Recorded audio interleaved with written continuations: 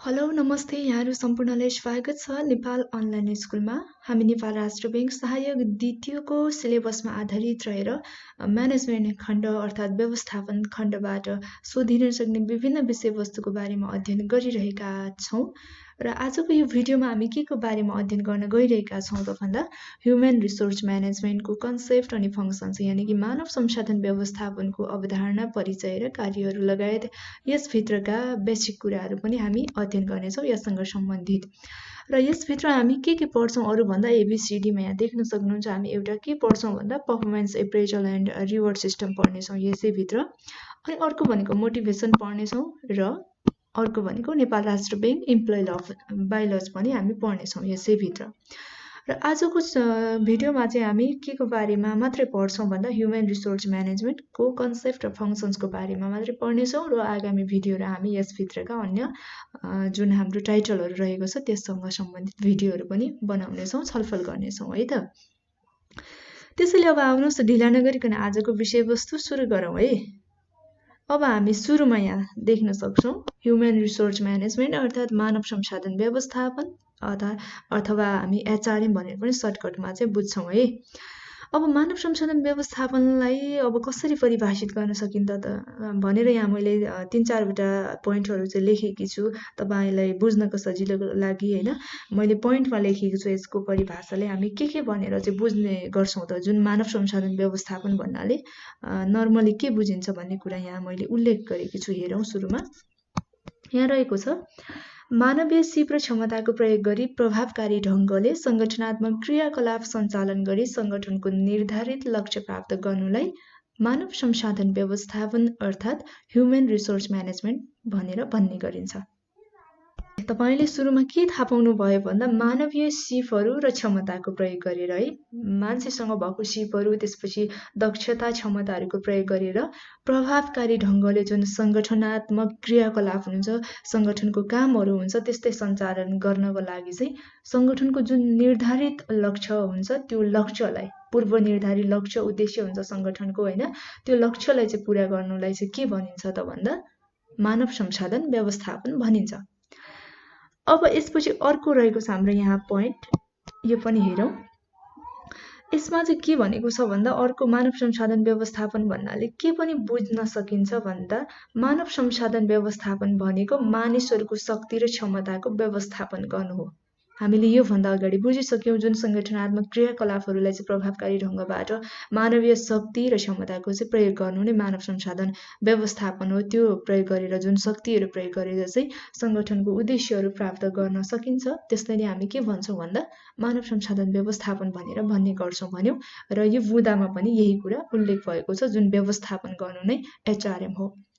अब अर्को बुदामा रहेको छ right time right man at right place भनेको सही समयमा सही व्यक्तिलाई सही ठाउँमा भर्ना गरी संगठनको क्रियाकलापलाई प्रभावकारी रूपमा सञ्चालन गर्ने व्यवस्थापकीय कार्यलाई एचआरएम अर्थात् मानव संसाधन व्यवस्थापन भनिन्छ।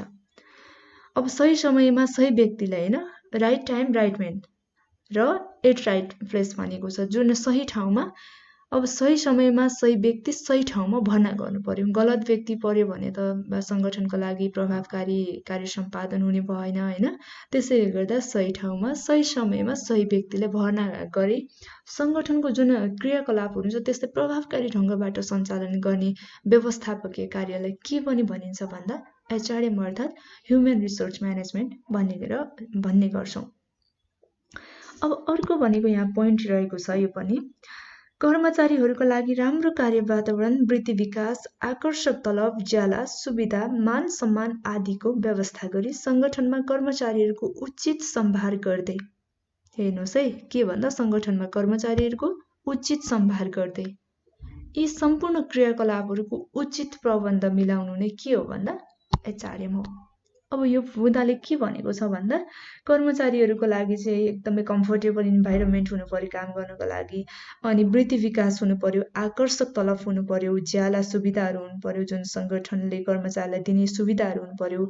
त्यसपछि कर्मचारीहरूको कामको मान सम्मान, उनीहरूलाई मान सम्मान आदि इत्यादि यावत कुराहरूको चाहिँ व्यवस्था गरेर संगठनमा कर्मचारीहरूलाई उचित सम्भार अर्थात् मेन्टेनेन्स गर्दै यी सम्पूर्ण कुरा यावत जुन संगठनमा भएको सम्पूर्ण कुराहरूलाई चाहिँ मिलाउनु व्यवस्था गर्नु नै वास्तवमा के हो त भन्दा एचआरएम हो।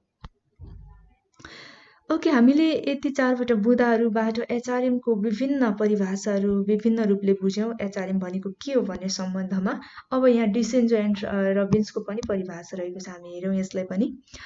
डिसेन्जो एन्ड रबिन्सको अनुसार के हो त मानव संसाधन व्यवस्थापन भन्दा मानव संसाधनको प्राप्ति, हेर्नुहोस् है, प्राप्ति, त्यसपछि विकास, त्यसपछि उत्प्रेरणा, अनुरक्षण र संरक्षण भइहाल्यो। यी यावत सम्पूर्ण प्रक्रिया नै के हो भन्दा मानव संसाधन व्यवस्थापन हो। कसको अनुसार? डिसेन्जो एन्ड रबिन्सको अनुसार। जुन प्राप्ति, विकास, उत्प्रेरणा, अनुरक्षण आदि समग्र प्रक्रिया नै के हो भन्दा एचआरएम हो। अब हामीले एकजना विद्वानको परिभाषा पनि एचआरएम को बारेमा हेरिसक्यौं। अब यसरी संगठनात्मक र व्यक्तिगत उद्देश्यको बीचमा तालमेल मिलाउने गरी संगठनात्मक उद्देश्य प्राप्त गर्नका लागि प्रयोग गरिने रणनीतिक प्रक्रिया तथा क्रियाकलापहरूलाई हामी के भनेर भन्ने गर्छौं भन्दा मानव संसाधन व्यवस्थापन अर्थात् एचआरएम भनेर भन्ने गर्छौं। हामीले यतिमा के बुझ्यौं भन्दा विभिन्न बुँदाहरू र विद्वानको परिभाषाबाट एचआरएम अर्थात् मानव संसाधन व्यवस्थापन, ह्युमन रिसोर्स म्यानेजमेन्ट भनेको के हो भन्ने सम्बन्धमा स्पष्ट भइसक्यौं। अब यति जानिसकेपछि, यति बुझिसकेपछि हामी के पढ्दैछौं अब भन्दा मानव संसाधन व्यवस्थापनका उद्देश्य, जुन उद्देश्य हुन्छ मानव संसाधन व्यवस्थापन किन गर्ने, केका लागि गर्ने भन्ने एउटा निश्चित उद्देश्य हुन्छ, पूर्व निर्धारित उद्देश्य हुन्छ, संगठनात्मक उद्देश्यहरू हुन्छ हैन, र त्यसको आवश्यकता किन छ त र महत्त्व के छ भन्ने सम्बन्धमा हामी विस्तृतमा अध्ययन गर्नेछौँ। यहाँ मैले 10वटा पोइन्टहरूलाई चाहिँ उल्लेख गरेकी छु। यो 10वटा पोइन्टहरूमा हामी विस्तृतमा छलफल गर्नेछौँ, व्याख्या गर्नेछौँ यो पोइन्टहरूको। सुरुमा पोइन्टहरू हामी सरसर्ती हेरौँ है त। 1 नम्बरमा छ हाम्रो साधनहरूको अधिकतम सदुपयोग, 2 नम्बरमा छ लक्ष्य प्राप्ति, 3 नम्बरमा छ मानव संसाधनको विकास, त्यसपछि अर्को 4 नम्बरमा छ मानव संसाधन योजना तर्जुमा, अनि 5 नम्बरमा सूचना प्रवाह, उत्पादकतामा वृद्धि 6 नम्बरमा, 7 नम्बरमा परिवर्तन व्यवस्थापन, 8 नम्बरमा संरचना अनुरक्षण, 9 नम्बरमा कर्मचारीमा सहकारी भावनाको विकास र 10 नम्बरमा कर्मचारी सन्तुष्टि। अब आउनुहोस् हामी 1 नम्बरदेखि विस्तृतमा छलफल गर्दै आउनेछौँ हैन। साधनहरूको अधिकतम सदुपयोग। जुन साधनहरूको अधिकतम सदुपयोग छ यो चाहिँ अब कसरी संगठनको लागि मानव संसाधन व्यवस्थापनको चाहिँ उद्देश्य हो त भन्ने सम्बन्धमा हामी छलफल गर्नेछौँ, जुन म्याक्सिमम युटिलाइजेसन अफ रिसोर्सेस रहेको छ। अब संगठनमा रहेका मानवीय तथा अन्य भौतिक साधनहरूको अधिकतम सदुपयोग गरेर जुन संगठनलाई निरन्तर रूपमा सञ्चालन गर्नु के हो भन्दा मानव संसाधन व्यवस्थापनको प्रमुख उद्देश्य हो, एकदमै महत्त्वपूर्ण उद्देश्य हो। जुन संगठनमा भएको अधिकतम स्रोत साधनहरूको, भौतिक स्रोत साधनहरूको चाहिँ प्रयोग गरेर संगठनलाई निरन्तर रूपमा सञ्चालन गर्नु के हो भन्दा एचआरएम को उद्देश्य हो। अब अर्को 2 नम्बरमा रहेको छ लक्ष्य प्राप्ति, गोल एचिभमेन्ट रहेको छ है। र एचआरएमले मानवीय सिप र क्षमताको प्रयोग गरी संगठनात्मक तथा व्यक्तिगत उद्देश्यको बीचमा तालमेल गरी संगठनको लक्ष्य प्राप्त गर्नमा महत्त्वपूर्ण भूमिका खेल्ने गर्दछ।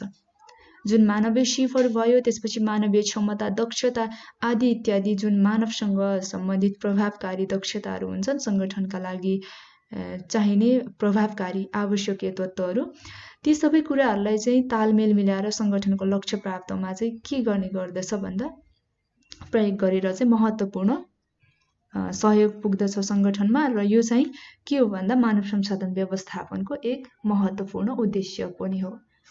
अब अर्को 3 नम्बरमा छ हाम्रो मानव संसाधनको विकास। र मानव संसाधनको विकास कसरी एचआरएम को उद्देश्य हो भन्ने सम्बन्धमा संगठनमा कार्यरत कर्मचारीहरूलाई उचित तालिम तथा विकासको माध्यमबाट जुन उनीहरूको क्षमता वृद्धि गर्न, त्यसपछि उनीहरूलाई उत्प्रेरित गरी कार्य सम्पादन गराउनु जस्ता कुराहरू एचआरएम को उद्देश्य हो, जुन व्यवस्थापन अन्तर्गतको। र अर्को भनेको के छ मानव संसाधन योजना तर्जुमा, जुन ह्युमन रिसोर्स प्लानिङ रहेको छ, र मानव संसाधन व्यवस्थापनले मानव संसाधन योजनाको तर्जुमा गर्ने गर्दछ। प्लानिङ गर्ने गर्दछ है र यसबाट आवश्यकता र आपूर्तिको प्रक्षेपण गरी कर्मचारीको आवश्यकता बारेमा पहिचान गर्ने गर्दछ। जुन कर्मचारीहरूलाई के आवश्यकता छ, के को अपुग छ भन्ने कुराको चाहिँ जानकारी लिएर आवश्यकताका बारेमा पहिचान गर्ने काम पनि गर्दछ। यसैगरी योजनाबद्ध प्रयासले सङ्गठनका क्रियाकलापहरूमा चाहिँ बाधा अड्चन आउन दिँदैन। जुन पूर्व निर्धारित योजना तर्जुमा गरिएको खण्डमा भावी दिनमा योजनाबद्ध प्रयास भएको सङ्गठनमा जुन बाधा अड्चन अप्ठ्यारो समस्याहरू चाहिँ आउने सम्भावना एकदमै कम हुन्छ। अब अर्को 5 नम्बरमा के छ भन्दा सूचना प्रवाह, इन्फर्मेसन प्रोभिजन रहेको छ। अब यस अन्तर्गत चाहिँ मानव संसाधन व्यवस्थापनले कर्मचारी सम्बन्धी नीति तर्जुमा गर्न र निर्णय गर्न सूचना प्रवाह गर्ने गर्दछ। जुन मानव संसाधन व्यवस्थापनले कर्मचारीहरू सम्बन्धी भएको नीतिहरू, नियमहरू र निर्णयहरू, सूचनाहरू आदि इत्यादि कुरा चाहिँ के गर्ने गर्दछ भन्दा प्रवाह गर्ने, सूचनाको प्रवाह गर्ने काम गर्दछ र कर्मचारीहरू सम्बन्धी अनुसन्धान पनि गर्छ। कर्मचारीहरूमा के भइरहेको छ भन्ने विषयमा जानकारी अनुसन्धान पनि गर्ने गर्छ र त्यति मात्र नभई सूचना प्रवाहले नेतृत्व र नियन्त्रण गर्ने कार्यलाई समेत सहयोग गर्ने गर्दछ र सबैलाई चाहिँ मानव संसाधन व्यवस्थापन कार्यबारे जानकारी हुन्छ। त्यसैले सूचना प्रवाह पनि के हो भन्दा मानव संसाधन व्यवस्थापनको उद्देश्य मध्येको एक उद्देश्य हो। अर्को 6 नम्बरमा छ उत्पादकतामा वृद्धि। अब उत्पादकतामा अभिवृद्धिले के गर्दछ भन्दा सङ्गठनमा कार्यरत कर्मचारीले आवश्यक वैज्ञानिक ज्ञान, सिप, तालिमहरू र विकाससँग उपलब्ध गराई सङ्गठनको उत्पादकतामा वृद्धि गर्न के गर्दछ भन्दा एचआरएम अर्थात् मानव संसाधन व्यवस्थापनले महत्त्वपूर्ण योगदान दिने गर्दछ। जुन सङ्गठनमा कार्यरत कर्मचारीहरू हुन्छन् उनीहरूको आवश्यकता, त्यसपछि वैज्ञानिक ज्ञान, उनीहरूलाई दिने सिप तालिमहरू, त्यसपछि विकाससँग सम्बन्धी अन्य कुराहरू चाहिँ उपलब्ध गरे उत्पादकतामा वृद्धि गर्ने गर्दछ। यसैगरी अर्को रहेको छ हाम्रो परिवर्तन व्यवस्थापन, चेन्ज म्यानेजमेन्ट। अब एचआरएमले परिवर्तनलाई के गर्दछ भन्दा योजनाबद्ध रूपमा व्यवस्थापन गर्न सहयोग गर्ने गर्दछ।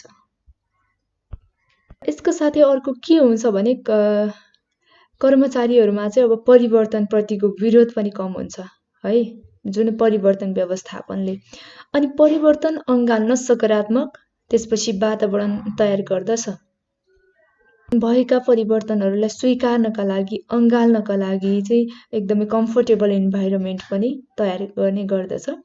र अर्को भनेको गुणस्तरीय कार्यजीवनको विकास गर्ने गर्दछ है, क्वालिटी अफ वर्क लाइफको पनि विकास गर्ने गर्दछ र कर्मचारी र काम गर्ने वातावरणको चाहिँ गुणस्तर बढ्दछ। कर्मचारी प्लस काम गर्ने वातावरण पनि कम्फर्टेबल भएको खण्डमा के हुन्छ, परिवर्तन व्यवस्थापनको जुन वातावरणको गुणस्तर बढ्दै जान्छ र परिवर्तन व्यवस्थापन अन्तर्गतको जुन कर्मचारीहरूमा परिवर्तनहरू र सङ्गठनमा परिवर्तनहरूलाई सहजै एक्सेप्ट गर्न सकिन्छ।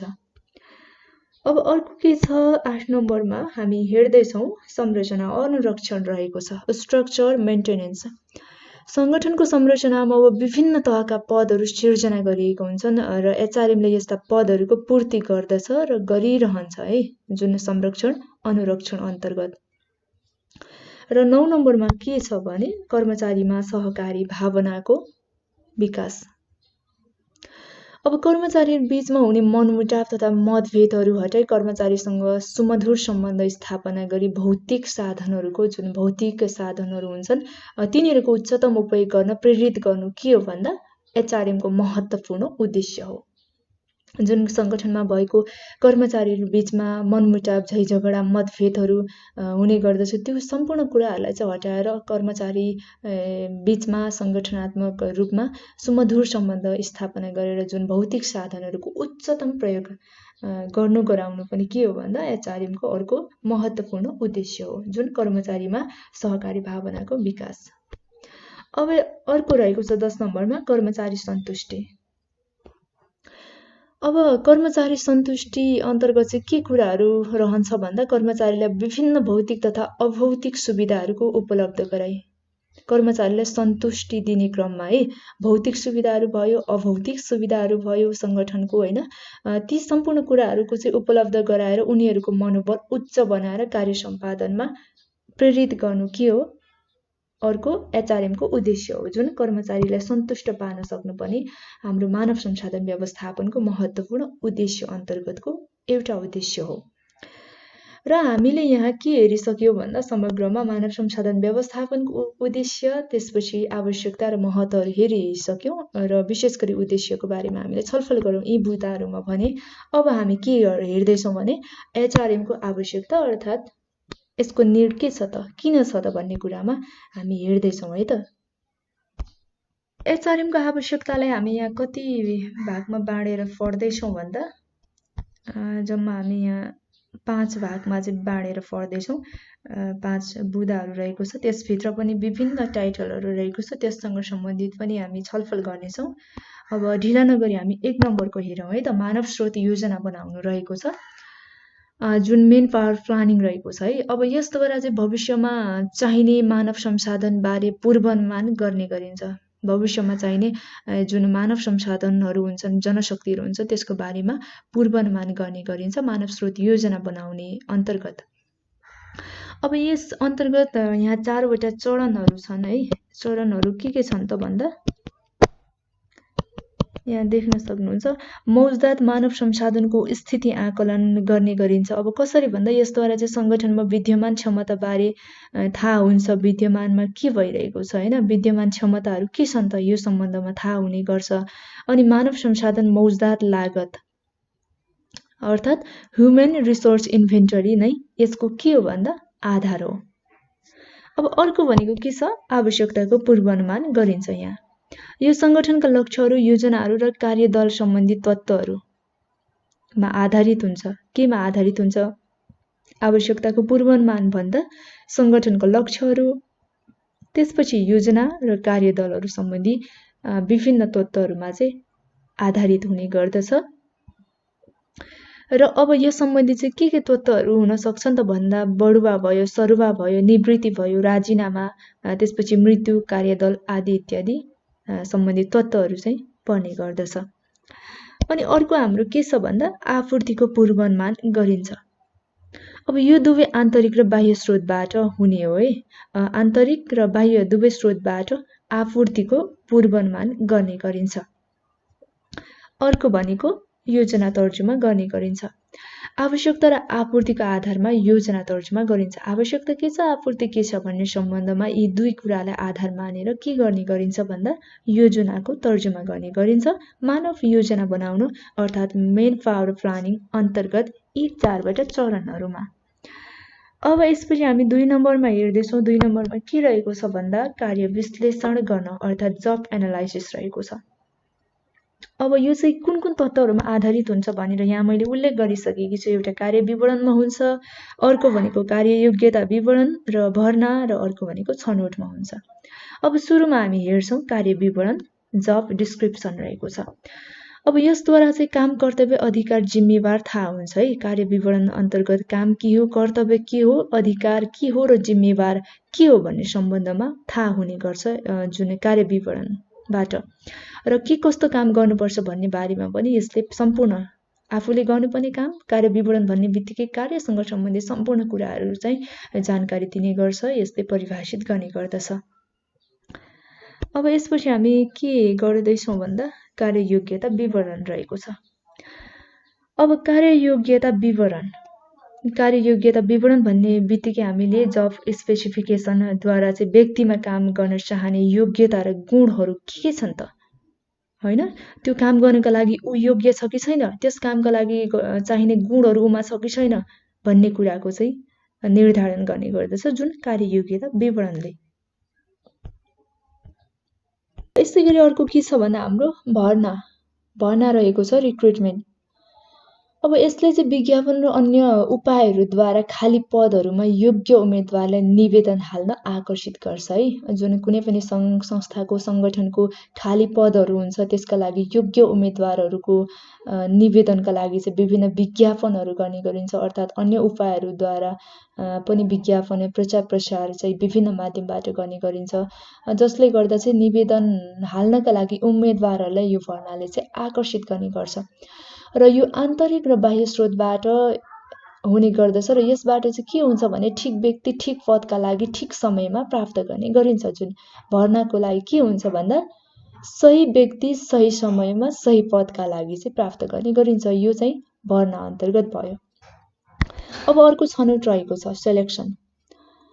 अब छनौटमा चाहिँ के हुन्छ भन्दा निवेदन हाल्ने उम्मेदवारहरूमध्येबाट जुन भर्नाका लागि त सम्पूर्णले निवेदन हाल्छन् होइन, र निवेदन हाल्ने उम्मेदवारहरूमध्येबाट है जसले निवेदन हालेको छ उनीहरूमध्येबाट योग्य व्यक्तिको छनौट गर्ने गर्छ। जुन सङ्गठनको लागि, जुन कामको लागि, जुन पदको लागि ऊ योग्य छ त्यो व्यक्तिको मात्रै छनौट गर्ने काम गर्छ छनौटले। र यसका लागि चाहिँ निवेदन मूल्याङ्कन, छनौट जाँच, अन्तर्वार्ता, स्वास्थ्य परीक्षण आदि इत्यादि कुराहरू पर्ने गर्छ र यसद्वारा ठिक कामका लागि ठिक व्यक्तिको छनौट गर्ने गरिन्छ।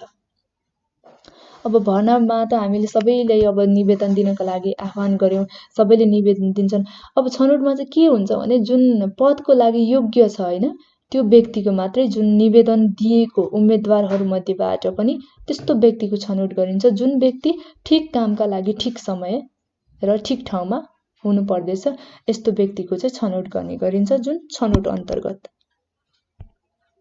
अब यसै क्रममा हाम्रो अर्को 3 नम्बरमा के छ भन्दा तालिम र विकासका कार्यक्रम सञ्चालन गर्न जुन ट्रेनिङ एन्ड डेभलपमेन्टको बारेमा रहेको छ। अब यस कार्यले चाहिँ के गर्ने गर्दछ भन्दा सङ्गठनका कर्मचारीहरूको काम गर्ने उचित क्षमता निश्चित गर्ने गर्दछ है। कर्मचारीहरूले के गर्नुपर्छ सङ्गठनमा भन्ने कुराको काम गर्ने क्षमताहरू चाहिँ कस्तो प्रकारको कति क्षमताको चाहिँ कस्तो क्षमता भएको कर्मचारीले काम गर्ने आदि इत्यादि कुराहरूको चाहिँ निश्चित गर्ने गर्दछ। अब यस अन्तर्गत हामी 3वटा टाइटलहरू हेर्दैछौँ। यहाँ रहेको छ तालिम विकास र वृद्धि विकास रहेको छ। अब सुरुमा हामी हेर्छौँ तालिम ट्रेनिङको बारेमा हेर्छौँ है। अब ट्रेनिङ भन्ने बित्तिकै कर्मचारीहरूले गरिरहेको काम गर्नलाई दक्षता बढाउँछ। ट्रेनिङले के गर्छ भन्दा ट्रेनिङले अब कर्मचारीहरूमा केही कमी कमजोरी छ, कन्फ्युजनहरू छ, काममा पोख्त छैन, दक्ष छैन भने जुन गरिरहेको काममा दक्षता बढाउने पनि काम गर्छ। र यो कार्यस्थल तालिम र कार्यबाहिर तालिम हुन सक्छ, 2 प्रकारको हुन्छ। एउटा अन द जब हुन्छ र अर्को अफ द जब हुन्छ। र यसले नयाँ विषय र ज्ञानको पनि जानकारी दिने गर्छ है। तालिम भन्ने बित्तिकै हामी एउटा एकदम फ्रेसरको लागि पनि इम्पोर्टेन्ट छ तालिम। त्यसपछि भनेको गरिरहेको कर्मचारीहरूको लागि पनि अझ काममा दक्षता बढाउनका लागि पनि ट्रेनिङको निड हुन्छ। अब यसपछि हामी विकास अर्थात् डेभलपमेन्ट पढ्छौँ। अब यस अन्तर्गत चाहिँ यी तत्त्वहरू पर्दछन् है। के तत्त्वहरू पर्दछन् भन्दा एउटा म्यानेजमेन्ट डेभलपमेन्ट, व्यवस्थापन विकास, र यसले चाहिँ के गर्छ भन्दा व्यवस्थापकीय क्षमता र धारणात्मक सिपको विकास गर्ने गर्छ र भविष्यमा काम गर्नुपर्ने पदका लागि पनि योग्य बनाउँछ है विकासले। जुन व्यवस्थापकीय क्षमता अनि धारणात्मक सिप, धारणाका सिपहरू कस्तो प्रकारको धारणाहरू राख्ने त कामको सम्बन्धमा या अर्थात् सङ्गठनात्मक गतिविधिको सम्बन्धमा भन्ने यावत कुराको चाहिँ विकास गर्ने गर्दछ। जुन विकास भन्ने बित्तिकै कर्मचारीमा कामप्रतिको, त्यसपछि आत्मबल सम्बन्धी होइन, कामप्रतिको धारणा के छ, क्षमता के छ आदि इत्यादि कुराहरूको सम्पूर्ण समग्र व्यक्तिको विकास, सङ्गठनात्मक विकासको कुराहरू चाहिँ यहाँ पर्ने गर्छ र भविष्यमा गर्नुपर्ने पदका लागि पनि यो चाहिँ योग्य बनाउँछ। जुन विकासले भित्रभित्रै वृद्धि विकास गर्ने भएकोले भविष्यमा काम गर्नुपर्ने जुन जुनियर छ भने सिनियर कामको लागि पनि के गर्दछ, सिनियर पोस्टको लागि पनि भन्दा यसले चाहिँ योग्य बनाउने काम गर्छ। अब अर्को हाम्रो छ वृद्धि विकास, करियर म्यानेजमेन्ट रहेको छ है। र यसले चाहिँ कर्मचारीको वृद्धि विकास गर्नमा के गर्छ भन्दा सहयोग गर्ने गर्छ। कर्मचारीको वृद्धि विकासले सहयोग पुर्याउँछ है र कार्य जीवनका लक्ष्यहरू निर्धारण र तिनलाई पुरा गर्नमा पनि सहयोग गर्छ। जुन काम गर्न, त्यसपछि लक्ष्य निर्धारण गर्न र ती लक्ष्य निर्धारण गरिएकालाई चाहिँ पुरा गर्न, प्राप्त गर्नमा पनि वृद्धि विकासले अत्यन्तै सहयोग पुर्याउने गर्छ ठुलो प्रभावकारी रूपले। अब हामीले तालिम र विकासका कार्यक्रमहरू अन्तर्गतका अन्य टाइटलहरू हेरिसक्यौँ। हामीले अन्य शीर्षकहरूमा जुन तालिम विकास, वृद्धि विकासको बारेमा नि थाहा पाइसक्यौँ। अब यसपछि हामी हेर्छौँ कार्य सम्पादन मूल्याङ्कन, पर्फर्मेन्स एप्रेजल रहेको छ। अब यसले चाहिँ लक्ष्य प्राप्ति गर्नुमा कर्मचारीको कार्य सम्पादनको प्रभावकारिताका बारेमा मूल्याङ्कन गर्दछ है। जुन लक्ष्य प्राप्तिका लागि कर्मचारीले गर्ने कार्य सम्पादन प्रभावकारिता के छ त भन्ने कुराको चाहिँ मूल्याङ्कन गर्ने गर्छ। र यो चाहिँ अब कस्तो हुन्छ भने सामूहिक रूपमा चाहिँ अब हाकिमद्वारा गर्ने गरिन्छ है। हाकिमले चाहिँ मूल्याङ्कन गर्ने गरिन्छ आफ्नो मातहतका कर्मचारीहरूको कार्य सम्पादनको मूल्याङ्कन चाहिँ। र यसद्वारा विगतको कार्य सम्पादन, भविष्यको कार्यक्षमता, दण्ड, पुरस्कार र आवश्यकताका बारेमा नि विचार गर्ने गरिन्छ र जुन सुधारात्मक कदमहरू पनि सिफारिस गर्ने गरिन्छ। अब कार्य सम्पादन मूल्याङ्कन भन्ने बित्तिकै अब अलिकति सिनियर पोस्ट अर्थात् सङ्गठनको व्यवस्थापक भयो होइन। व्यवस्थापकले चाहिँ मातहतका सम्पूर्ण समग्र कर्मचारीहरूको कामको प्रभावकारिता, कार्य सम्पादन के कस्तो रूपमा भइरहेको छ त भन्ने कुराको मूल्याङ्कन त अवश्य गर्ने नै भयो। त्यसद्वारा के हुन्छ त भन्दा विगतको कार्य सम्पादन, विगतमा के कस्तो कार्य सम्पादन भइरहेको छ त, भविष्यमा यसको कार्यक्षमता के छ त, भविष्यमा कार्य गर्ने क्षमता कतिको छ त, कतिको प्रभावकारी कार्य सम्पादन गर्न सक्दछ त। अर्थात् त्यति मात्र नभए अब सङ्गठनमा चाहिँ अब राम्रो काम गर्नेलाई पुरस्कारको व्यवस्था पनि हुन्छ। त्यसपछि अब अलि नराम्रो होइन बदमास गर्ने कर्मचारीहरूलाई दण्ड सजायको पनि व्यवस्था हुन्छ लगायत विभिन्न यी कुराहरू अब के को आवश्यकता छ त कर्मचारीलाई भन्ने कुराको पनि विचार गर्ने गर्छ। र यदि आवश्यकता छ, यदि कमी कमजोरी छ सङ्गठनमा, कर्मचारीहरूमा मनमुटाव छ, यावत समग्र सङ्गठनको कुराहरूलाई चाहिँ हेरेर के गर्ने गर्दछ कार्य सम्पादन मूल्याङ्कन गर्ने व्यक्तिले भन्दा भविष्यमा यसले सुधार्नको लागि के गर्न सकिन्छ त भनेर सुधारात्मक कदमहरू पनि सिफारिस गर्ने काम गर्दछ जुन कार्य सम्पादन मूल्याङ्कनले। अनि यसपछि अर्को छ हाम्रो पुरस्कार व्यवस्थापन, रिवार्ड म्यानेजमेन्ट रहेको छ है। अब यसले चाहिँ उत्प्रेरणा गर्न पुरस्कार व्यवस्थापन गर्दछ। पुरस्कार भन्ने बित्तिकै जुन कर्मचारीलाई मोटिभेट गर्ने प्रकारको एउटा प्रेरणा हो होइन, आत्मबल बढाउनका लागि दिने एउटा तत्त्व हो भनौँ। र यो चाहिँ आन्तरिक रूपमा काम गरेर पाउने सन्तुष्टि हुन सक्छ र यो बाह्य रूपमा काम गरेर पाउने पैसा, बढुवा, अन्य सुविधाहरू आदि पनि हुन सक्छ। अब पुरस्कार जुन मोटिभेसन भन्ने कुरो भित्रैबाट र भौतिक र अभौतिक रूपले हुन्छ भनौँ न होइन। भौतिक रूपले चाहिँ अब कस्तो हुन्छ, बाहिरी रूपमा चाहिँ कस्तो हुन्छ भने अब कर्मचारीको राम्रो काम भएको छ, कर्मचारीले राम्रो रूपमा काम सम्पन्न गरेको छ, कार्य सम्पादन एकदमै प्रभावकारी भएको छ भने विभिन्न प्रकारको उसलाई दिने सुविधाहरू, बढुवाहरू भयो, त्यसपछि अन्य पुरस्कारका कुराहरू भयो होइन। यी यावत कुराहरूबाट चाहिँ उसलाई अझ मोटिभेट गर्न सकिन्छ। यसै गरी अब इन्टरनल रूपमा चाहिँ कसरी भन्दा अझ काममा चाहिँ एकदमै कम्फोर्टेबल इन्भाइरोमेन्टको क्रिएट गरेर पनि सन्तुष्टि दिन सकिन्छ होइन। साथ दिएर कमी कमजोरीलाई चाहिँ औल्याइदिएर एकदमै कम्फोर्टेबल बनाएर यो गर्नु पर्यो ऊ गर्नु पर्यो भनेर चाहिँ मोटिभेट गरेर पनि इन्टरनल रूपमा पनि के गर्न सकिन्छ त भन्दा कर्मचारीको मनोबल बढाएर सङ्गठनको प्रभावकारी कार्य सम्पादनमा चाहिँ सहयोग पुर्याउन सकिन्छ जुन पुरस्कार व्यवस्थापन अन्तर्गत रहेको छ। हामीले यहाँ 5वटा कुराहरू पढिसक्यौँ जुन मानव संसाधन व्यवस्थापनको आवश्यकता, जुन मानव स्रोत योजना बनाउन त्यसका चरणहरू पढ्यौँ, त्यसभित्रका कार्य विश्लेषण गर्न पनि पढ्यौँ हामीले। त्यसपछि भर्ना छनौट पढ्यौँ अनि तालिम र विकास, त्यसपछि कार्य सम्पादन मूल्याङ्कन र पुरस्कार व्यवस्थापनको बारेमा समग्रमा हामीले पढिसकेका छौँ। अब यति बुझिसकेपछि हामी अर्को के हेर्छौँ भन्दा एचआरएमको फिचर्सहरू हेर्छौँ है। अब एचआरएमको विशेषताहरू चाहिँ के छ त, के कारणले गर्दा एचआरएमको विशेषता अर्थात् विशेष छ त एचआरएम यो। अब यी कुराहरूले गर्दा विशेष रहेको छ हेरौँ है।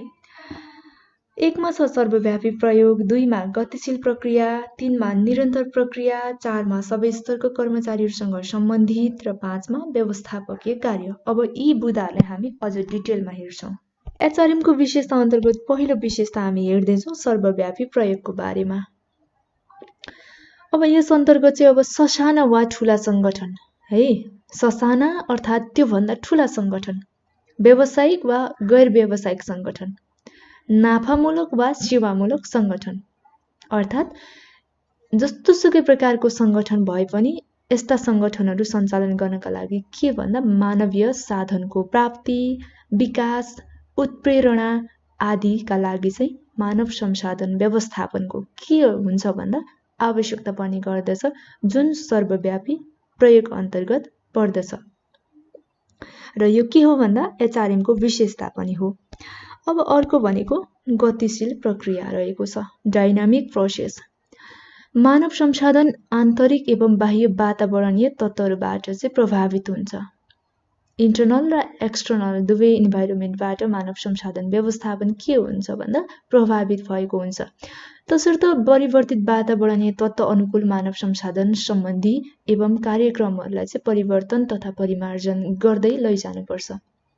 अब गतिशील भन्ने डाइनामिक भन्ने बित्तिकै आन्तरिक वातावरण बाह्य वातावरण जस्तोसुकै वातावरण भए पनि परिवर्तित वातावरण भनौँ न अझ होइन, परिवर्तित वातावरण अनुकूल चाहिँ विभिन्न अब तत्त्वहरू वातावरणीय तत्त्वहरूले चाहिँ प्रभाव पार्ने हुन्छ। त्यो प्रभाव पार्ने तत्त्वहरूलाई चाहिँ अनुकूल मानव संसाधन सम्बन्धी चाहिँ कार्यक्रमहरूलाई चाहिँ परिमार्जन जुन परिवर्तन गर्दै जस्तो वातावरण छ त्यस्तै वातावरणमा अनुकूल रूपले चाहिँ कुनै पनि सङ्गठनात्मक कार्यहरू चाहिँ गर्दै लैजानु पर्दछ। जुन गतिशील प्रक्रिया अन्तर्गत यो के हो भन्दा एकदमै डाइनामिक हुनु पनि एचआरएमको विशेषता हो।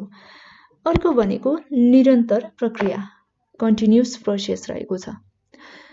अब सङ्गठनमा मानव संसाधन व्यवस्थापन एक निरन्तर रूपमा चलिरहने प्रक्रिया, यो हामी सबैलाई थाहा नै छ होइन। मानव संसाधन व्यवस्थापन सङ्गठनमा चाहिँ निरन्तर रूपमा चलिरहनु पर्दछ र यो निरन्तर रूपमा चलिरहने प्रक्रिया पनि हो र सङ्गठन सञ्चालन भइन्जेलसम्म निरन्तर रूपमा चलाइ पनि राख्नुपर्छ। यो निरन्तर रूपमा चलिरहने प्रक्रिया हो, त्यसपछि निरन्तर हुनुपर्छ र निरन्तर रूपमा चलाइरहनु पनि पर्छ, जुन निरन्तर प्रक्रिया। त्यसैले यो के हो भन्दा एचआरएमको विशेषता हो। अर्को नम्बर 4 मा छ हाम्रो सबै स्तरको कर्मचारीहरूसँग सम्बन्धित। अब मानव संसाधन व्यवस्थापन केवल तल्लो तहको कर्मचारीहरूसँग मात्र सम्बन्धित नभएर है, जुन यहाँ भनेको छ नि होइन, सबै स्तरको भन्ने बित्तिकै अब तल्लो तहको कर्मचारीहरूसँग मात्र नभई सङ्गठनमा कार्यरत उच्च तहका, त्यसपछि मध्यम तहका तथा निम्न तहका सबै स्तरका समग्रमा है कर्मचारीहरूसँग सम्बन्धित हुन्छ र सङ्गठनमा कार्यरत सम्पूर्ण कर्मचारीहरूको चाहिँ भावना, व्यवहार तथा सामाजिक पक्षको उचित व्यवस्थापन गरेर सङ्गठनको निर्धारित लक्ष्य प्राप्त गर्न मानव संसाधन व्यवस्थापन सधैँ के हुन्छ, क्रियाशील रहने गर्दछ। अब सबै स्तरको कर्मचारीहरूसँग सम्बन्धित भन्ने बित्तिकै चाहिँ हामीले के बुझ्नु पर्यो भन्दा एउटा निम्न स्तरको अर्थात् उच्च स्तरको कर्मचारीसँग मात्रै नभएर जुन सङ्गठनमा भएको उच्च मध्यम निम्न तहका समग्र सबै तहका कर्मचारीहरूसँग सङ्गठनमा कार्यरत जति पनि कर्मचारीहरू छन् उनीहरू सबैसँग चाहिँ मिलेर जुन कर्मचारीहरूको भावना, व्यवहारहरू, सामाजिक पक्षहरूको उचित व्यवस्थापन गरेर सङ्गठनको जुन पूर्व निर्धारित लक्ष्य उद्देश्य हुन्छ त्यो प्राप्त गर्नका लागि के हुन्छ भन्दा व्यवस्थापन सधैँ क्रियाशील र अग्रसर रहने हुनाले यो पनि के हो भन्दा एचआरएमको विशेषता मध्येको एउटा विशेषता हो। अब नम्बर 5 मा रहेको छ हाम्रो व्यवस्थापकीय कार्य। अब व्यवस्थापकीय कार्य कस्तो भन्दा यो मानव संसाधन व्यवस्थापन आफैमा एक प्रणाली हो है, एउटा सिस्टम हो यो र यस प्रणाली अन्तर्गत चाहिँ मानव संसाधनको के पर्दछ भन्दा हामीले योभन्दा अगाडि पनि थाहा पाइसकेका छौँ। प्राप्ति पर्छ, विकास पर्छ, उत्प्रेरणा पर्छ, त्यसपछि मेन्टेनेन्स, अनुरक्षण तथा संरक्षण जस्ता तत्त्वहरू चाहिँ समावेश भएको हुन्छ जुन व्यवस्थापकीय कार्यभित्र।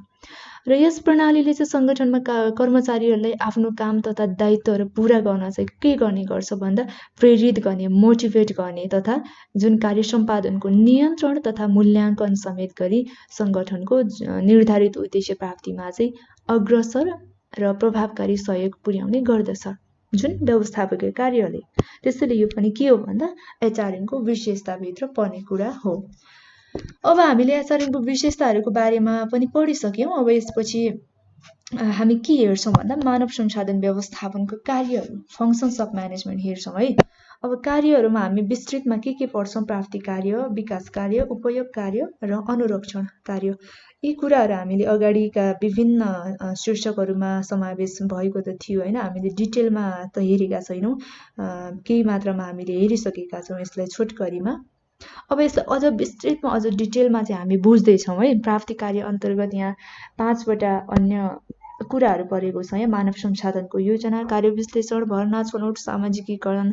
त्यसपछि खमा छ हाम्रो विकास कार्य। विकास कार्यमा तालिम, व्यवस्थापन, विकास, वृद्धि विकास, यी कुराहरू त हामीले अगाडि पनि पढिसक्यौँ होइन, अझ केही छैन, दोहोऱ्याएर हामी हेर्छौँ, अझ हामीलाई याद हुनेछ।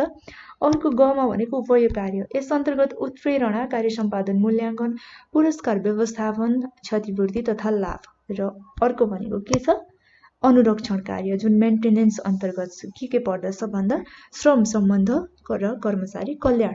अब यसलाई हामी एक एक गरेर डिटेलमा हेर्छौँ। सुरुमा हामी प्राप्ति कार्य अन्तर्गत रहेका कुराहरू हेर्छौँ है। अब प्राप्ति कार्य छ यहाँ होइन, मानव संसाधन व्यवस्थापनको पहिलो कार्य जुन के हो भन्दा सङ्गठनमा आवश्यक पर्ने मानव संसाधनको प्राप्ति गर्नु हो। सङ्गठनका लागि के आवश्यक पर्दछ, जुन सङ्गठनका लागि आवश्यक पर्ने मानव संसाधनको प्राप्ति गर्नु के हो भन्दा प्राप्ति कार्य हो। अब यस अन्तर्गत के कुराहरू पर्दछ र के प्राप्ति गर्नु पर्दछ भन्ने सम्बन्धमा हामी डिटेलमा हेर्छौँ। सुरुमा मानव संसाधन योजना छ। अब यस अन्तर्गत चाहिँ सङ्गठनलाई निरन्तर रूपमा सञ्चालन गरिराख्न भविष्यमा चाहिने मानव संसाधनको आवश्यकताको अनुमान गर्ने कार्य पर्दछ। भविष्यमा के कति मानव जनशक्ति चाहिन्छ त, संसाधन चाहिन्छ त सङ्गठनको लागि निरन्तर रूपमा सङ्गठनका कार्यहरूलाई प्रभावकारी ढङ्गले सञ्चालन गरिराख्नका लागि भनेर भविष्यमा चाहिने मानव संसाधनको आवश्यकता परिपूर्तिको चाहिँ अनुमान गर्नु के हो भन्दा मानव संसाधन योजना हो। यसपछि अर्को कार्य विश्लेषण।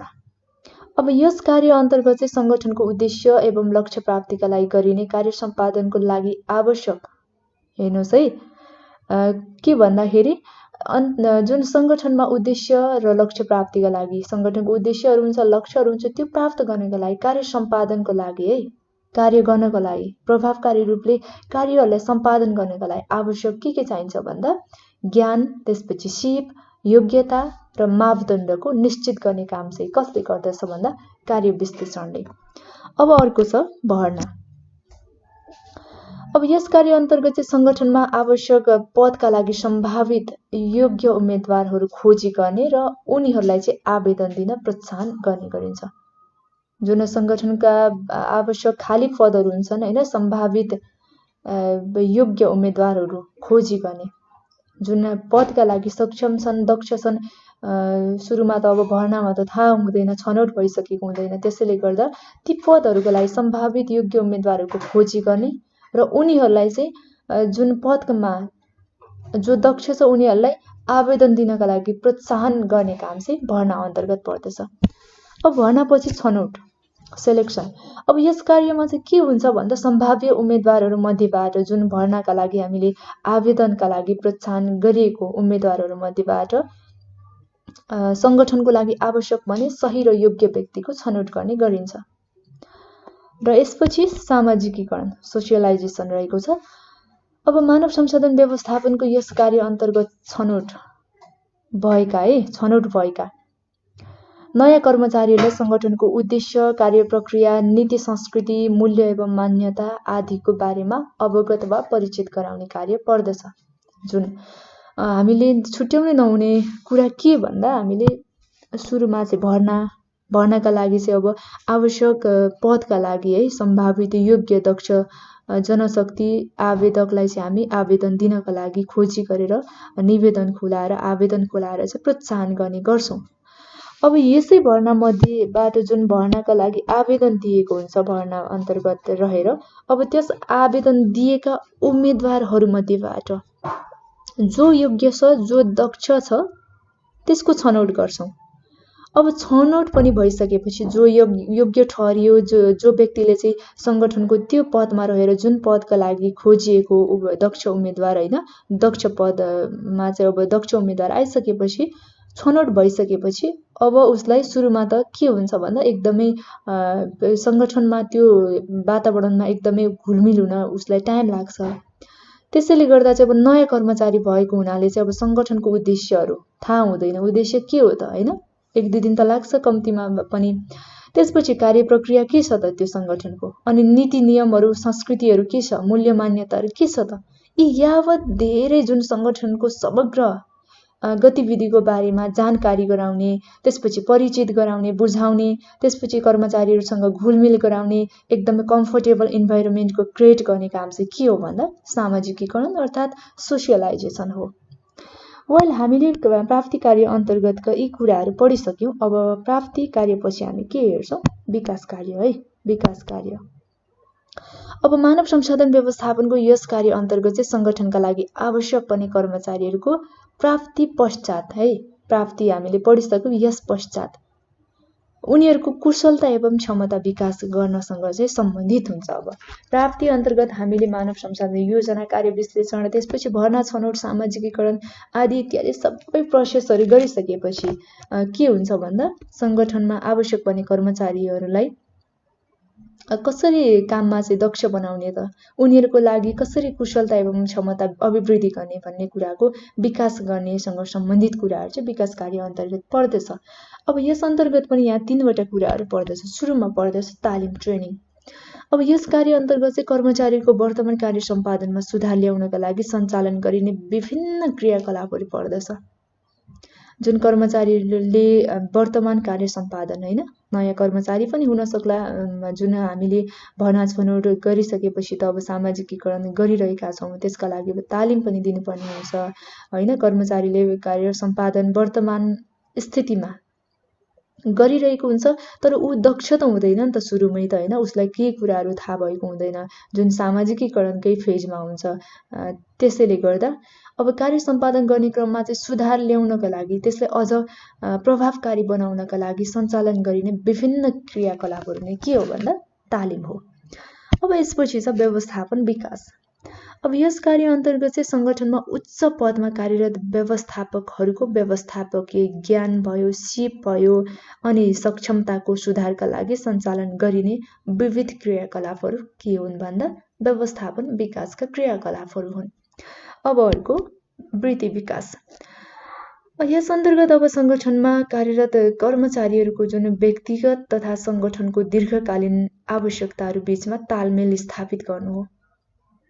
जो सङ्गठनमा कार्यरत कर्मचारी हुनुहुन्छ उनीहरूको चाहिँ व्यक्तिगत विकास पनि भयो, त्यसपछि सङ्गठनको लागि दीर्घकालीन आवश्यकता बीचमा चाहिँ के रहेको छ त भनेर समग्र कुराको चाहिँ अवगत गरी, त्यसपछि निरीक्षण गरी चाहिँ तालमेल व्यवस्थित गरेर चाहिँ मिलाउने, जुन तालमेल स्थापित गर्ने काम के हो भन्दा वृत्ति विकास हो। अब यसपछि हेरौँ अर्को उपयोग कार्य रहेको छ हाम्रो युटिलाइजेसन फङ्सन्स है, यो उपयोग कार्य। र मानव संसाधन व्यवस्थापनको अर्को प्रमुख कार्यमा सङ्गठनले प्राप्ति विकास गरेका, जुन हामीले यहाँ सिरियली हेरिरहेका छौँ है, सुरुमा प्राप्ति हेरौँ अनि विकास हेरिसक्यौँ र अब हामी उपयोग, जुन यो कार्यमा चाहिँ के हो भन्दा सङ्गठनको प्राप्ति र विकास गरेका मानव साधनको सही उपयोग गर्नु हो। प्राप्तिमा पनि हामीले सबै कुरा हेरिसक्यौँ, विकासमा पनि हेऱ्यौँ। अब यसमा चाहिँ ती प्राप्ति र विकासबाट आएको कुरा होइन, जनशक्तिलाई चाहिँ के गर्नु भन्दा सही रूपमा सदुपयोग गर्नु। र यस कार्य अन्तर्गत चाहिँ अब कर्मचारीले कार्य सम्पादन गर्नका लागि प्रेरित गर्ने काम पर्यो। त्यसपछि उनीहरूको कार्य सम्पादनको मूल्याङ्कन गरी राम्रो कार्य सम्पादन गरेकाले पुरस्कृत गर्ने र नराम्रो अर्थात् अलि अप्रभावकारी कार्य सम्पादन गरेकाले दण्डको व्यवस्था, जुन सङ्गठनको नियम विपरीत कार्य गर्दछ भने त्यस्तो कर्मचारीलाई दण्डको व्यवस्था पनि, र कर्मचारीलाई चाहिँ ज्याला तलब, प्रोत्साहन र अन्य सुविधाहरू उपलब्ध गराई सङ्गठनात्मक लक्ष्य प्राप्तिमा चाहिँ सहयोग गर्ने गर्दछ जुन उपयोग कार्यले। अब उपयोग कार्य अन्तर्गत के कुराहरू पर्छन् भने यहाँ देख्न सक्नुहुन्छ। सुरुमा हामी उत्प्रेरणा मोटिभेसनको बारेमा हेरौँ है। अब मोटिभेसन भन्ने बित्तिकै कर्मचारीको काम गर्ने इच्छा जगाउनु भन्ने बुझिन्छ है। सङ्गठनमा कर्मचारीहरूले काम अझ गरौँ लाग्ने होइन, अझ राम्रो ढङ्गले चाहिँ काम सम्पन्न गरौँ भन्ने लाग्ने जुन भित्रैबाट आत्म इच्छा शक्ति आउँछ नि, त्यो नै सकारात्मक एउटा भाइब नै के हो भन्दा उत्प्रेरणा मोटिभेसन हो। र जबसम्म कर्मचारीलाई काम गर्न भित्रै इच्छा हुँदैन नि, जबसम्म भित्रैबाट चाहिँ त्यस्तो इच्छा प्रकट हुँदैन, मोटिभेट हुँदैन भित्रैबाट इन्टर्नल रूपबाट होइन, तबसम्म चाहिँ आफ्नो क्षमता अनुसार सन्तोषजनक रूपले कर्मचारीले कार्य सम्पादन गर्न सक्दैन। त्यसैले मानव संसाधन व्यवस्थापनको चाहिँ यस कार्य अन्तर्गत कर्मचारीको उत्प्रेरित गरी कर्मचारीहरूलाई चाहिँ उत्प्रेरणा दिएर कार्य सम्पादन गर्नका लागि के गर्नुपर्दछ भन्दा अग्रसर गराउनु के हो, उत्प्रेरणा हो। अब यसपछि कार्य सम्पादन मूल्याङ्कन, पर्फर्मेन्स एप्रेजल। अब संगठनमा कार्यरत कर्मचारीले सम्पादन गरेको कार्यहरूको मूल्याङ्कन गरी लक्ष्य प्राप्तिमा कर्मचारी प्रभावकारिताको किटान वा लेखाजोखा गर्ने कार्यहरू के हुन् भन्दा कार्य सम्पादन मूल्याङ्कन अन्तर्गत पर्ने कार्यहरू हुन्। जुन कार्यरत संगठनका कर्मचारीहरूले सम्पादन गरेको कामहरूको उच्च रूपले मूल्याङ्कन गर्ने, यदि ठिक भएको छ कि छैन, कमी कमजोरीहरू छ भने कार्य सुधारात्मक कदमहरू चाल्ने, अनि प्रभावकारिताको लागि चाहिँ किटान गर्ने, जुन प्राप्ति कर्मचारीको प्रभावकारिताहरू किटान गर्ने, त्यसपछि लेखाजोखा गर्ने आदि इत्यादि कुराहरू के अन्तर्गत पर्दछ भन्दा कार्य सम्पादन मूल्याङ्कन अन्तर्गत पर्दछ। अब यसपछि के छ भन्दा पुरस्कार व्यवस्थापन। अब कर्मचारीहरूको योगदानको कदरस्वरूप उनीहरूलाई विभिन्न प्रकारका पुरस्कारहरूको व्यवस्था गर्नु यस कार्य अन्तर्गत पर्दछ है।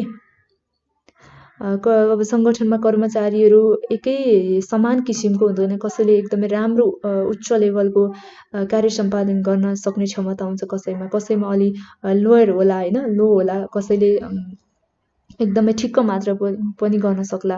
अब यस्तै विभिन्न क्याटेगोरीको कार्य सम्पादन गर्ने कर्मचारीहरूलाई चाहिँ उनीहरूको क्षमता र योगदानको कदर स्वरूप है उनीहरूलाई विभिन्न प्रकारका पुरस्कारहरू, अब इन्टर्नल एक्सटर्नल हैन, भौतिक र अभौतिक, भित्रै बाह्य आन्तरिक पुरस्कारहरूबाट चाहिँ अझ काममा चाहिँ उत्प्रेरित गर्न पनि सकिन्छ।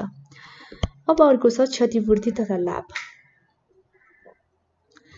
अब यस कार्य अन्तर्गत कर्मचारीले संगठनका सम्पादन गरेको, जुन संगठनमा सम्पादन गरेको कार्यको बदलामा पाउने तलब भत्ता सुविधा एवं लाभ तथा अन्य सुविधाहरू चाहिँ क्षतिपूर्ति लाभ तथा क्षतिपूर्ति अन्तर्गत पर्ने गर्दछ। जुन संगठनमा कर्मचारीले सम्पादन गरेको कार्यको बदलामा हैन उनीहरूलाई दिने तलबहरू भयो, भत्ताहरू भयो, त्यसैगरी संगठनको नियम अनुसारको अन्य सुविधाहरू भयो, त्यो चाहिँ के हो भन्दा लाभ तथा सुविधाहरू भयो।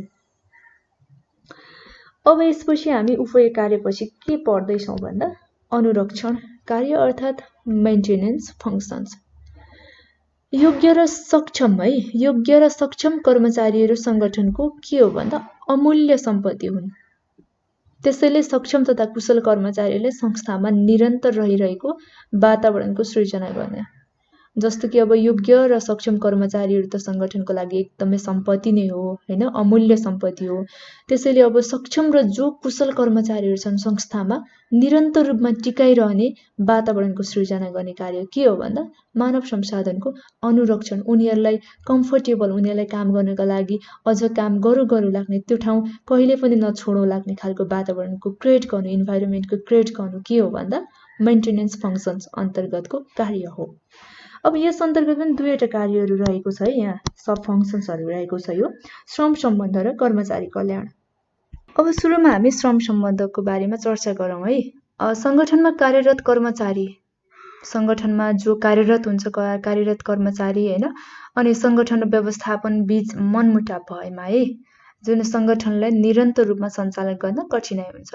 श्रम सम्बन्ध भन्ने बित्तिकै संगठनका कर्मचारी त्यसपछि संगठन र व्यवस्थापन बीचमा जुन मनमुटाव हुन्छ, तालमेल मिल्दैन हैन, त्यसले गर्दा चाहिँ अब संगठनलाई निरन्तर रूपमा सञ्चालन गर्न एकदमै अप्ठ्यारो पर्ने गर्दछ।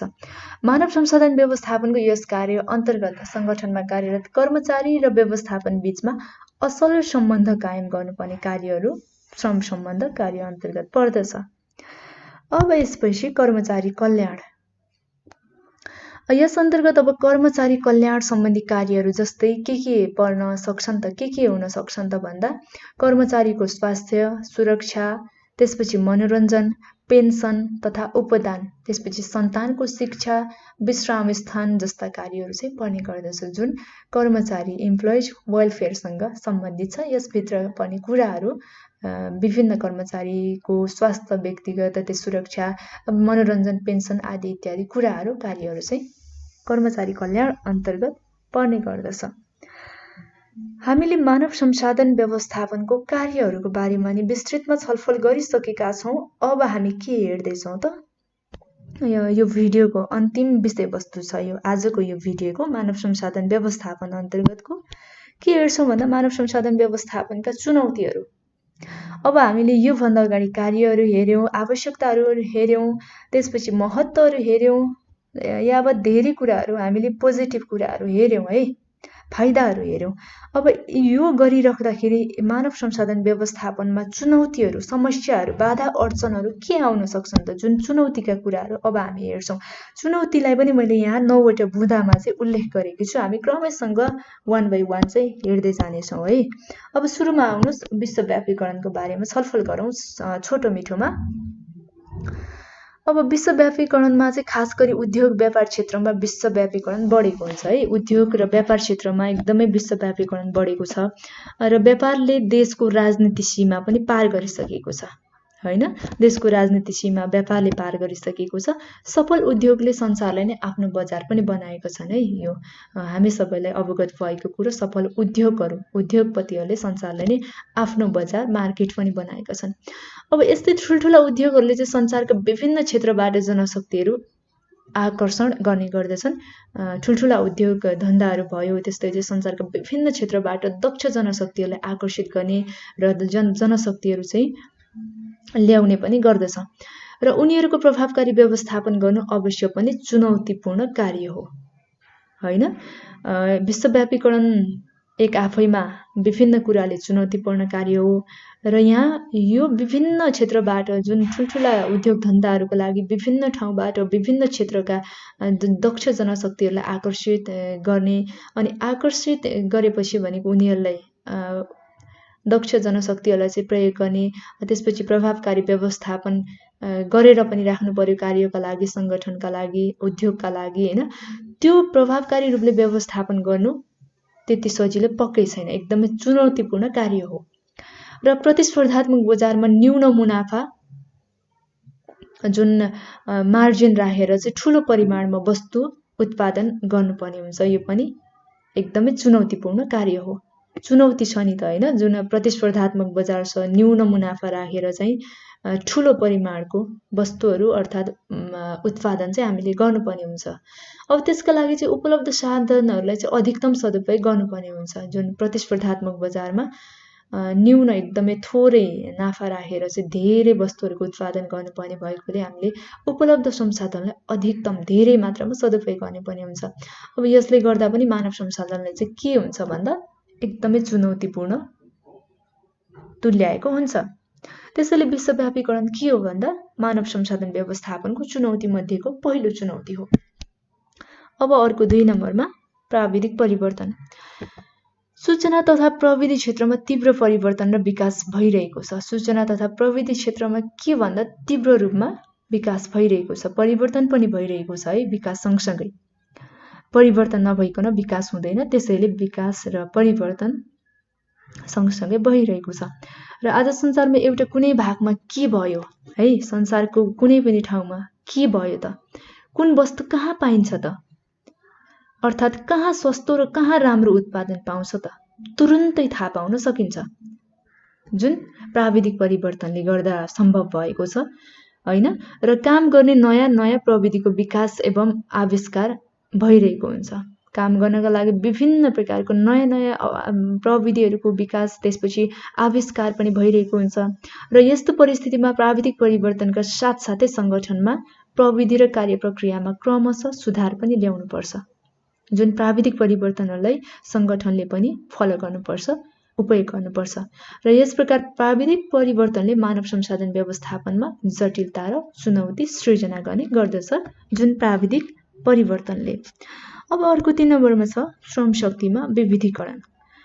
आज सङ्गठनको जनशक्तिमा व्यापक विविधीकरण आएको छ हैन। सङ्गठनको जुन जनशक्तिमा एकदमै व्यापक रूपमा विविधीकरण आएको छ। महिला वर्ग पनि घरायसी कामबाट चाहिँ बाहिर आउन थालेका छन्। महिलाहरू पहिले चुलाचौकोमा घरभित्र मात्र सीमित हुन्थ्यो भने अहिले चाहिँ ती चुलाचौका र घरायसी कामबाट बाहिर आउन थालिसकेका छन् महिलाहरू है।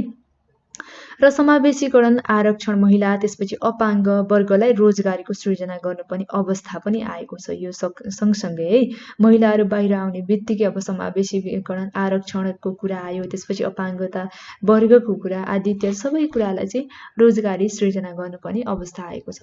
र फरक फरक धर्म, संस्कृति, जात जाति त्यसपछि देश परम्परा बोकेका महिला र पुरुष सबैलाई न्यायपूर्वक व्यवस्थापन गर्नु निश्चित पनि व्यवस्थापनका लागि एकदमै चुनौतीपूर्ण कार्य हो।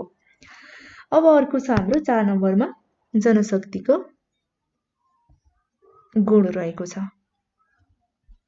अब श्रम बजारमा जनशक्तिको गुणमा विविधता आएको छ। एकातर्फ अदक्ष र सामान्य जनशक्तिको बेरोजगारी बढ्दो छ भने अर्कोतर्फ विशिष्ट सिप र अनुभवी दक्ष जनशक्तिको अभाव छ है। र सङ्गठनमा चाहिँ तालिम कार्यक्रम सञ्चालन गर्ने गरिन्छ। यसले तीव्र गतिमा आइरहेको प्राविधिक परिवर्तनले आत्मसात गर्न सकेको छैन। अब जुन एकातर्फ चाहिँ अदक्ष र सामान्य जनशक्ति अर्थात् बेरोजगार बढ्दो क्रममा छ, अर्कोतर्फ भनेको के छ भने विशिष्ट सिपयुक्त र अनुभवी दक्ष जनशक्तिको अभाव पनि छ। अब यसले गर्दा तालिमहरूको सञ्चालन गरिराख्नुपर्ने हुन्छ सङ्गठनमा र यसले चाहिँ तीव्र गतिमा आइरहेको प्राविधिक परिवर्तनले आत्मसात गर्न नसक्दा यो जनशक्तिको गुण पनि के हो भन्दा मानव संसाधन व्यवस्थापनको चुनौती मध्येको एक चुनौती हो। अब अर्को भनेको परिवर्तन व्यवस्थापन। यो परिवर्तन व्यवस्थापन हामीले अगाडि पनि बुझिसक्यौँ, अघिल्लो टपिकहरूमा पनि हामीले छलफल गरिसकेका छौँ। जुन यो वातावरण परिवर्तनशील छ है, वातावरणसँग परिवर्तनशील छ र परिवर्तित वातावरण अनुरूप सङ्गठनमा सुधार र परिमार्जनहरू पनि गर्दै लैजानुपर्ने हुन्छ र सङ्गठनलाई चाहिँ समय सापेक्ष अगाडि बढाउने कार्य के हो भन्दा परिवर्तन व्यवस्थापन हो। सङ्गठनमा समय सापेक्ष के भइरहेको छ त गतिविधि अनुसार जुन समय सापेक्ष गतिविधि अनुसार कार्य गर्नु र परिवर्तन गर्दै लैजानु के हो परिवर्तन व्यवस्थापन हो। र सङ्गठनमा परिवर्तित व्यवस्थापन गर्नु एकदमै चुनौतीपूर्ण कार्य छ र उनीहरूलाई परिवर्तनका लागि सधैँ तयार राख्नुपर्छ। यो कार्य चाहिँ एकदमै त्यति सहज चाहिँ छैन, यो चुनौतीपूर्ण कार्य नै छ हैन। सङ्गठनको गतिविधिहरू पनि परिवर्तनशील गर्दै लैजानुपर्ने हुन्छ। त्यसका साथसाथै परिवर्तनशील वातावरण अनुकूल कर्मचारीहरूलाई पनि सधैँ तत्पर राख्नुपर्ने भएकोले यो परिवर्तन व्यवस्थापन पनि के हो भन्दा मानव संसाधन व्यवस्थापनको चुनौती मध्येको एक चुनौती हो। अब 6 नम्बरमा छ अर्को ठुला सङ्गठन। अब आजभोलि सेयर बिक्रीबाट पुँजी सङ्कलन गर्ने गरिन्छ है। सेयर बिक्रीबाट चाहिँ पुँजी सङ्कलन गर्ने गरिन्छ। अब ठुल्ठुला व्यापारी तथा औद्योगिक प्रतिष्ठानहरू स्थापना गरिन्छ। अब ठुल्ठुला व्यापारिक केन्द्रहरू, औद्योगिक संस्थाहरू, प्रतिष्ठानहरू चाहिँ स्थापना गर्ने गरिन्छ र बृहत पुँजी तथा लगानी भएका यस्ता सङ्गठनहरूले धेरै प्रकारका वस्तु तथा सेवाहरू उत्पादन गर्ने काम पनि गरिरहेको हुन्छ र एकै सङ्गठनमा चाहिँ अब हजारौँ लाखौँ कर्मचारीहरू कार्यरत पनि भइरहेको हुन्छ हैन। एकदमै धेरै सङ्गठनमा कर्मचारीहरू कार्यरत रहेका हुन्छन् र विभिन्न सिप क्षमता, संस्कृति त्यसैगरी अभिरुचि भएका कर्मचारीहरूलाई चाहिँ व्यवस्थापन गर्नु एकदमै के हो भन्दा ठुला सङ्गठन चुनौतीपूर्ण हो। कर्मचारीहरूलाई धेरै कर्मचारीहरूलाई चाहिँ व्यवस्थापन गर्नु निश्चय नै के हो मानव संसाधन व्यवस्थापनको जटिल कार्य हो, चुनौती हो। अब यसपछि कानुनी वातावरण। अब शिक्षा क्षेत्रको विकासले गर्दा अहिले प्राय सबै स्तरका जनशक्तिहरू चाहिँ सचेत र निडर भएका छन् है। भइसकेका त छैनन् तर भइरहेका चाहिँ छन्। शिक्षाले गर्दा सबै स्तरका जनशक्तिहरू सचेत भएका छन्, निडर भएका छन् र आफ्नो अधिकार बारे चाहिँ जागरुक पनि भएको छन्। मेरो अधिकार के हो त भन्ने सम्बन्धमा जागरुक पनि भइरहेका छन् र गणतन्त्रात्मक वातावरणमा हुर्केका मानव संसाधनलाई चाहिँ निरपक्षता जुन निरपेक्षता व्यवहार गर्नु चुनौती साबित भएको छ है। र सरकारले ऐन नियम लागू गरी जनशक्तिको हक अधिकार सुनिश्चित पनि गरिएको हुन्छ, न्यूनतम तलब ज्याला निर्धारण पनि गरेको हुन्छ। अब र यस्ता जागरुक मानव संसाधनलाई न्यायपूर्वक व्यवस्थापन गर्नु के हो भन्दा मानव संसाधन व्यवस्थापनको अर्को एउटा चुनौती हो। यसपछि हामी अर्को कार्य प्रकृतिमा परिवर्तन हेर्छौँ है। अब कार्य प्रकृतिमा परिवर्तन भन्ने बित्तिकै विज्ञान तथा प्रविधिको विकासले गर्दा रोजगारीको प्रकृतिमा ठुलो परिवर्तन आएको छ। विज्ञान र प्रविधिले रोजगारीको विकासमा प्रकृतिमा चाहिँ ठुलो परिवर्तन आएको छ।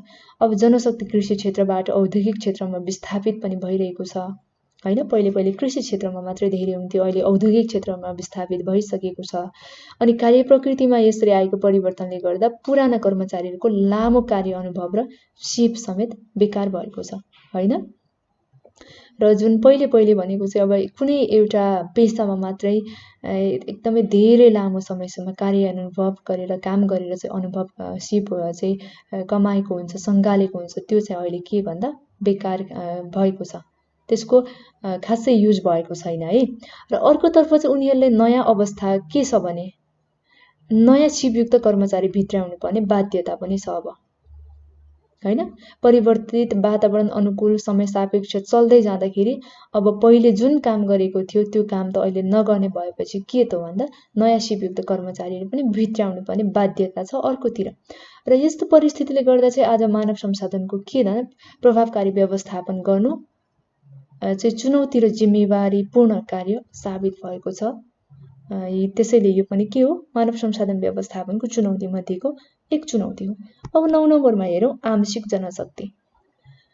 हाल संगठनमा दुई प्रकारका जनशक्तिहरू पाइन्छन् है। संगठनका दुई प्रकारका जनशक्तिहरू के भन्दा पूर्णकालीन जनशक्ति र अर्को आंशिक जनशक्ति। र यहाँ चाहिँ कस्तो छ भन्दा आंशिक जनशक्तिको संख्या चाहिँ बढ्दो छ है। आंशिक जनशक्ति भएको संस्थाहरूको संख्या चाहिँ एकदमै बढ्दो मात्रामा छ। अब उनीहरूले चाहिँ थोरै तलब ज्याला दिएको हुन्छ र तर धेरै संगठनमा चाहिँ आंशिक काम गर्न पाउँछन् है। थोरै तलब ज्याला दिएको हुन्छ र धेरै संगठनमा आंशिक काम गर्न पनि पाउँछन्, जस्तो कि पार्ट टाइम जब भन्छन् नि हैन। र यसो गर्दा उनीहरूको पूर्णकालीन कर्मचारीको भन्दा धेरै बढी आय आर्जन गर्न सक्ने पनि हुन्छ। अब थोरै बिहान morning time, day time, evening टाइममा चाहिँ पार्ट टाइम जबहरू गर्यो भने त अब फुल जब गर्ने हैन, फुल टाइम काम गर्ने कर्मचारीले को इन्कम भन्दा त उसको एकदमै धेरै हुने भयो नि त 3 टाइम गरेपछि त हैन। र उनीहरुमा चाहिँ इमानदारीता र सामिप्यताको चाहिँ एकदमै कमी हुन्छ है। र यो पनि एउटा के हो त भन्दा एचआरएम को ठूलो चुनौती मध्येको एउटा चुनौती हो आंशिक जनशक्ति। ओके, हामीले आज मानव संसाधन व्यवस्थापनसँग सम्बन्धित डिटेलमा सम्पूर्ण कुराहरू हामीलाई परीक्षाका लागि चाहिने सम्पूर्ण बेसिक कुराहरू, आधारभूत कुराहरू डिटेलमा हेरिसक्यौं हैन। र यसबाट चाहिँ अब हामीले यति बुझिसकेपछि मानव संसाधन व्यवस्थापनबाट जस्तो सुकै प्रश्नहरू सोधे पनि हामीले चाहिँ त्यसको समाधान गर्न सक्छौं परीक्षाको दृष्टिकोणले। र तपाईलाई आजको यो भिडियो कस्तो लाग्यो सल्लाह सुझाव दिन नभुल्नु होला कमेन्ट बक्समा। त्यसैगरी नेपाल अनलाइन स्कुलको युट्युब च्यानललाई पनि सब्स्क्राइब गर्न नभुल्नु होला। तपाईको लागि भनेर एकदमै मानव संसाधन व्यवस्थापन सँग सम्बन्धित मात्रै नभएर सम्पूर्ण नेपाल राष्ट्र बैंक एसिस्टेन्ट लेभलको चाहिँ सिलेबसमा आधारित नोटहरू भनौं अर्थात् भिडियोहरू, क्लासहरू चाहिँ तपाईले पाउन सक्नुहुन्छ। र आगामी दिनमा अन्य भिडियोहरूको साथमा हामी तपाईसँग जोडिने छौं। तपाईले भिडियो हेरेर साथ दिनुभएको छ, यहाँलाई धेरै धेरै धन्यवाद।